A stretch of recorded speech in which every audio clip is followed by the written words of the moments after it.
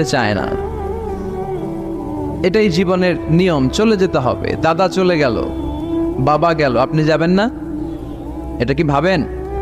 এটা প্রতিদিন ভাবা দরকার যে আমাকে চলে যেতে হবে। আমার পরবর্তী জীবনের জন্য, পরজগতের জন্য আসলে আমি কি করছি? আমরা শুধু ছুটছি, পাগলের মতো শুধু ছুটছি। আমরা ব্যস্ত, মহাব্যস্ত, super busy. Our life is super busy life. এত ব্যস্ত, এই ব্যস্ততা যেন শেষ হতে চায় না। এত ব্যস্ততা কিসে? স্টপ, থামেন একটু, বসেন, sit down and think about death. The most certain thing in our life is death. And the most uncertain thing in our life is the time of death.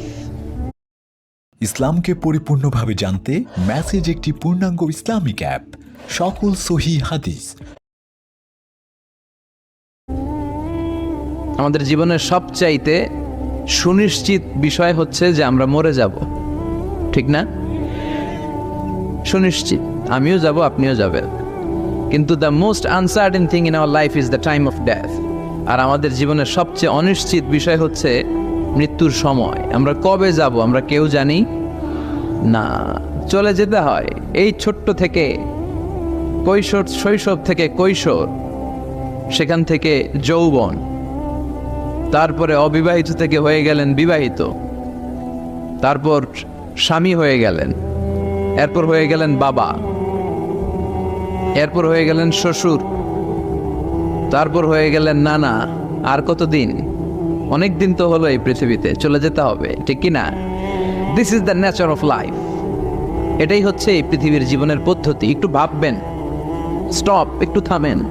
অনেক ছুটছি আমরা, অনেক কম্পিটিশন, অনেক প্রতিযোগিতা। থামেন, একটু থামেন, অনেক হয়েছে, আর না। এবার একটু ভাবেন যে আমাকে চলে যেতে হবে। মাঝে মাঝে কবরস্থানে যাবেন। এই এলাকায় কবরস্থান আছে? কোথায়? আশেপাশে। কবে গেছিলেন?